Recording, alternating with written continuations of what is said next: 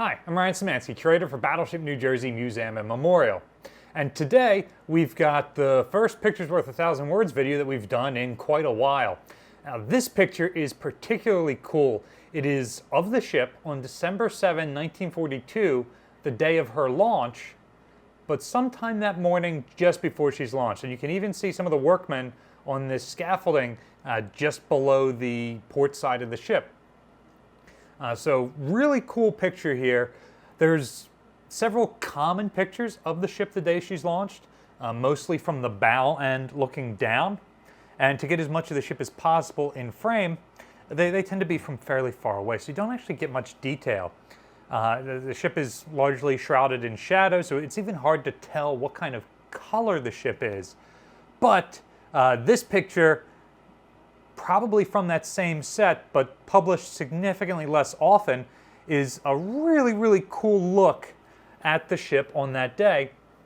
And it proves one of the things that we've been saying, but haven't really had any good evidence for, that the ship is launched without her rudders and propellers in place. So this is the day she's launched. They certainly don't install them in the couple hours between when this picture is taken and when she's actually launched. So just gives some proof that it. Just looking at this picture off the bat, there's a couple of really interesting things to point out. First of all, it's a black and white picture. It's hard to determine color. However, you can tell that the underwater hull is probably red. That's kind of a darker gray on here. The boot topping is black. That's black on here. The upper hull is a very light color, which means that even though this is 1942 and the Navy has started to camouflage ships, New Jersey is being launched in the standard peacetime haze gray color, which means that the ships aren't built or launched in camouflage. It seems to indicate, and this does look like the paint, not a primer, this does seem to indicate that they're launching the ship in her normal colors, because by the time she's finished 5 or 6 months down the road, the standard camouflage scheme might be different. Depending on what theater she goes to, the camouflage scheme might be different. So it's interesting that they seem to not be painting her in any kind of camo at all. She's in standard peacetime colors. She's going to be completed, and then they'll paint the whole ship in that camouflage scheme. That's really interesting to see. Another thing that's interesting to see here is you can see the draft marking numbers that are welded onto the hull of the ship. Those of you who got to see the ship in dry dock got to see how they're raised up. They are actually numbers welded onto the hull.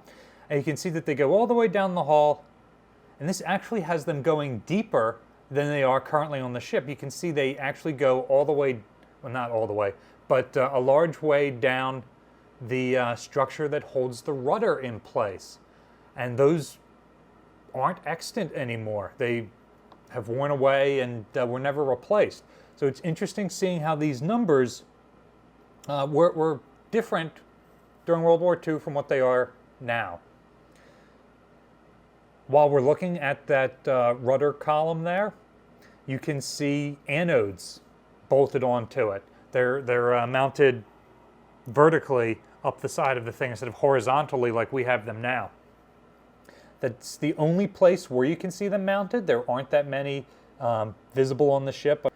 I can see, what, 8 on the starboard side of each one, so there's probably more on the port side, so that's a total of 32 visible anodes. There aren't any clustered around the propellers. You would assume that that they're all put on while she's sitting here.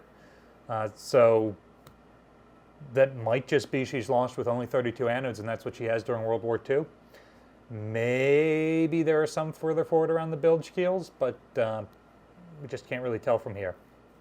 Of course, the other interesting thing, obviously, the rudders and propellers are not there. But those mounting pad eyes are there. So we talked about this during the dry dock tours. There are pad eyes above each rudder and propellers, at least 2 of them, to help mount them in place. You may have cranes and things at the shipyard where the ship is being built, but when the ship is serviced at a floating dry dock forward deployed, like she could be during the Pacific War, and New Jersey ends up not being, but Iowa is, so it does happen in Iowa-class battleships. They're going to need some of those features to help get, and Iowa was sent to dry dock because she had a damaged propeller shaft. So they needed those for this floating dry dock that doesn't have a big overhead crane to help get the rudders and propellers out and in place. And so you can see that that is an original as-built feature that's on the ship that, again, exists to this day.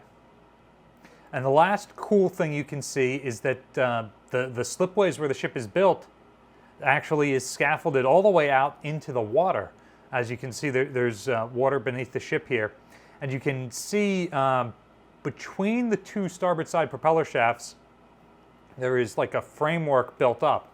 Oftentimes, this framework is attached to the hull of the ship, and when the ship is launched, that framework slides down the rails with the ship. So in addition to attaching the rudders and propellers when the ship goes into dry dock, that's also likely when they are removing this framework. And it's even more obvious at the bow where the ship is narrow, where there's a framework like this that you can see in all those famous pictures of the ship. And in the film footage of the ship, you can see that it slides down the ways with her. Obviously, you wouldn't want this breaking away when the ship hits the water because it's between the propeller shafts. When it breaks away and tries to float up, it's going to take one of those shafts with it, potentially. Otherwise, thought this was a really cool picture. Haven't seen this angle of the ship before from those launch day pictures. And it's one of the few close-ups that day that we have that is able to tell us a tremendous amount of information. Maybe even 1,000 words worth of information. Remember, if you've got pictures you want me to see or you want us to do pictures worth 1,000 words of, send them to me on my Facebook page. There's a link to that in the description below. Don't try to post them on YouTube. For the love of God, don't try to describe them to me on YouTube. Hey, can you do a pictures worth 1,000 words of the picture of the ship firing her guns? No, I cannot. I don't know which picture that is. Just send me the picture over on Facebook and we'll add it to the list. Battleship New Jersey receives operating support from the New Jersey Department of State, also from a number of other businesses and private individuals like yourselves. We really appreciate your support. There's a link in the description below if you'd like to donate to support the museum. You can also support us by liking, sharing, and subscribing so more people find about us in the channel. Thanks for watching.